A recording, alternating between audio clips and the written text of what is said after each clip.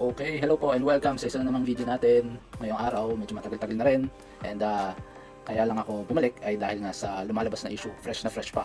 Galing sa Office of the Vice President na si Vice President Duterte na, ayan, nakalagay dito sa isang video ni Miss Attorney Claire na si Vice President Sara Duterte ay nag-resign na. And feature niya dito yung speech niya. Pakinggan muna natin kung ano yung sinabi niya. Ngunit anumang kwento, kahit gaano kaganda, ay sadyang nagtatapos rin. Earlier today, June 19, 2024, I sought an audience with the President and tendered my resignation as the Secretary of Education effective July 19, 2024. Okay, yun. Confirm na nga at may lumalabas na rin sa Facebook post na mga pictures ng letter of resignation ni Madam Vice President. And nakakalungkot naman kasi nga mag-iiba na naman and then eventually baka may mga bagong patakaran na naman. Alam mo yun, pagka may bagong presidente, may panibagong mga projects, di ba? Hindi ganoon mapagtutuunan ng pansin yung mga proyekto na nakapila na. Pagka nagpalitan naman ng bagong education secretary, magiging siguro panibagong mga project na naman. Well, okay na rin kung mapagpapatuloy yung mga proyekto ni Vice President. Ano?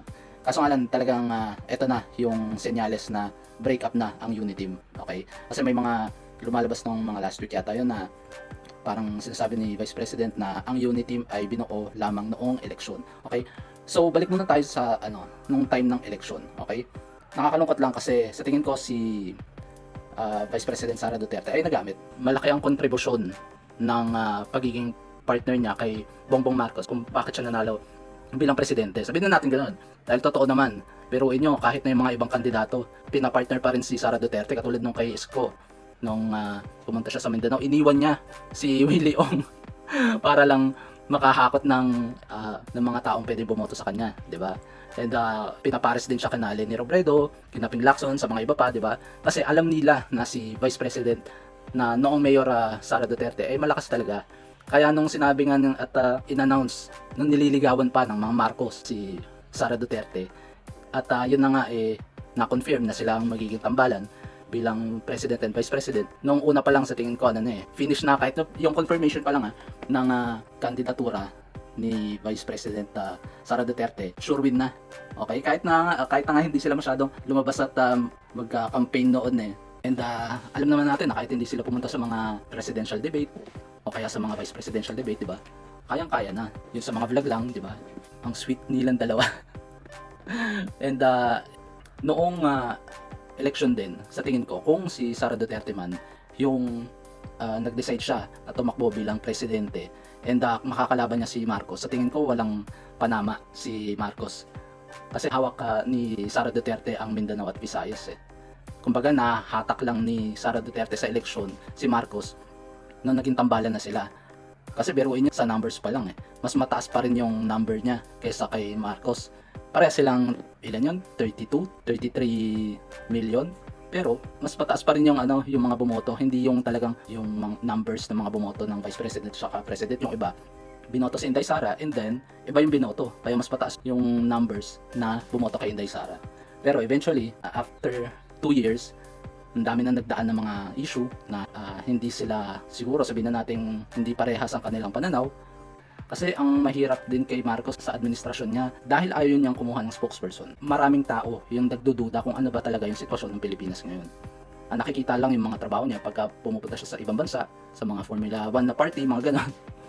Di ba? Pero ang idea ko gusto niya magtrabaho ng tahimik. Kaya yung mga issue hindi niya nasasagot. Kahit na gusto makarinig ng mga statement, yung mga media, wala silang naririnig. Dahil lang sa tingin ko, patakarin ni Marcos is ipakita lang natin kung ano yung nagagawa natin and then eventually action speaks louder than word. Parang ganon.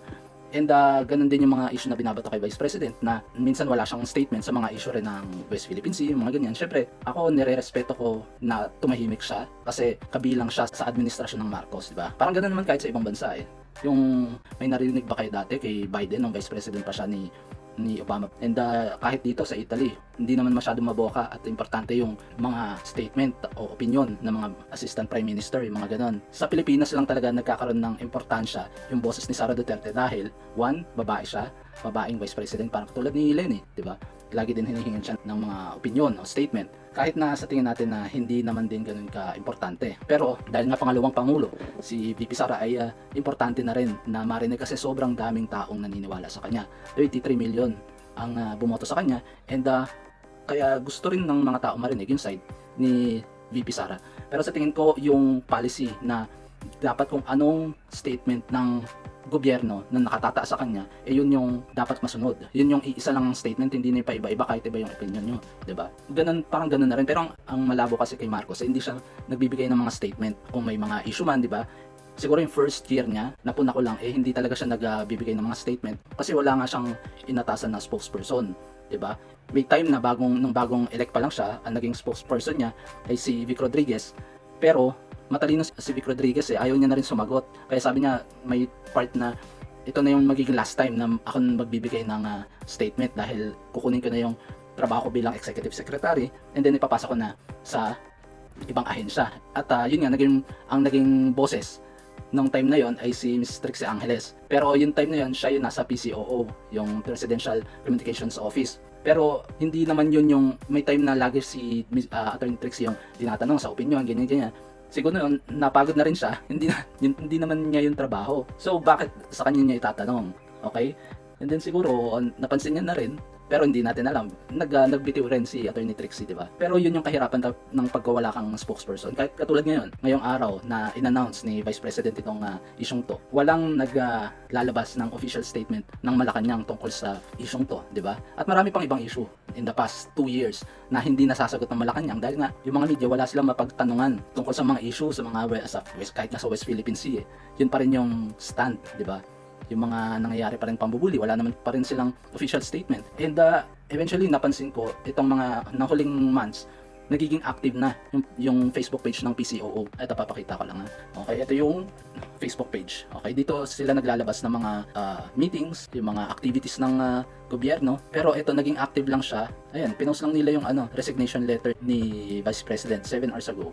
Pero wala silang official statement, okay? She declined to give a reason why she will continue to serve as Vice President of the Philippines. We thank her for her service, okay? Pero yung first year netong ni Marcos, hindi siya masyado nag-update ng mga ganito dito sa Facebook page ng Presidential Communications Office. Okay, ngayon lang huli dahil siguro ayaw niya magsalita, pinapakita niya lang kung ano yung mga programa ng gobyerno. Ganun pa man, ako nararamdaman ko si VP Sara na napagkaisahan siya. Parang yun yung para sa akin na hindi siya nasusuportahan. Oo, nabigyan siya ng budget ng 125 million. Pero kasi nung eleksyon, parang binigay ni Vice President din lahat ng suportang kailangan ni Marcos sa pagkakandidato. Pero ngayon, as a tandem, sa tingin ko hindi siya nabibigyan ng suporta, hindi financially, pero support na ipagtanggol si VP Sara. Oo, alam naman natin na binapatikos si Marcos ng pamilya ni VP Sara Duterte, sina former president, sina Mayor Baste, di ba? Pero iba yung naging loyal siya si VP Sara kasi hindi niya pinupuna si Marcos dahil nga sinusuportahan niya, di ba? Parang ganoon yung administrasyon dahil nasa loob siya ng administrasyon. Tapos may mga nagsasabi na weak leader daw si VP Sara dahil nag-resign na. Pero sa tingin ko hindi naman ibig sabihin nag-resign ka weak leader ka na, di ba? Sa tingin niyo weak leader din si Vic Rodriguez, sina Attorney Trixie, sina Miss Clarita Carlos sa kanilang pwesto sa administrasyon ng Marcos kaya sila bumitaw dahil weak leader sila. Hindi naman, di ba? Siguro ngayon talagang may lamat na talaga yung unity team, yung hindi lang lamat, talagang naging crack na and then eventually it's broken. Wala nang question doon. And then kasi may mga panukala. Ano yung pledge ng bagong Pilipinas? Para saan yun? Para saan yung pledge na yun? Para kailangan bang loyalty check sa administrasyon? Hindi naman kailangan di ba?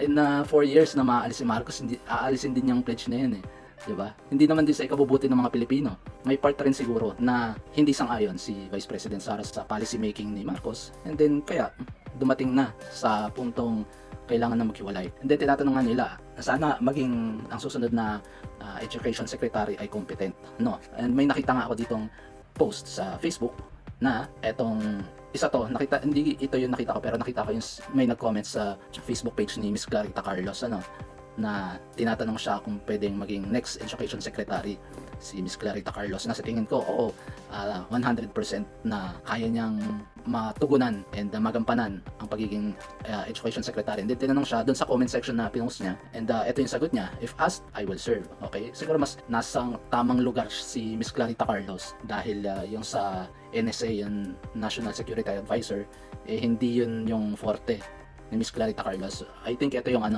yung talagang forte, yung nakampo ni Miss Clarita Carlos. And sana, maraming tao, maraming Pilipino gusto siyang maging Education Secretary dahil mukhang magagampanan nga niya, di ba? Yun, na-feature na rin ito ni Attorney Libayan, and na-feature na rin ito sa programa ni Attorney Claire na Usapang Batas. Ayan, VP Sara, nag-resign, bagong oposisyon. Yan ang aabangan din natin kung magiging bagong oposisyon ba siya. Sa tingin ko yung mga kalaban nila ng eleksyon, they're just sitting back and relaxing dito sa isyung to, no? Yun administrasyon ngayon na yung mga dating magkakakampi ngayon self-destruct na yung administrasyon ngayon.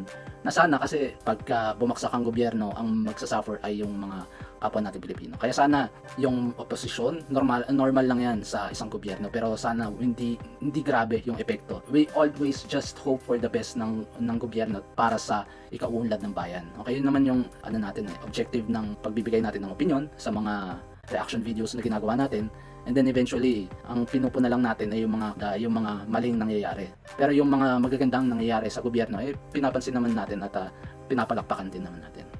Pero kung magkakaroon ng possible na kudeta, 'di ba? Mga Pilipino rin ang magsasuffer sa kinabukasan. Kasi kumbaga hindi na maalis-alis sa level ng pamumuhay yung mga Pilipino, wawasakan pa natin yung gobyerno, 'di ba? So yun, hanggang dito na lang po. Maraming salamat sa mga nanood at sumuporta ng video natin ngayong araw, at hanggang sa susunod. Okay, ingat po tayong lahat. Ciao, ciao.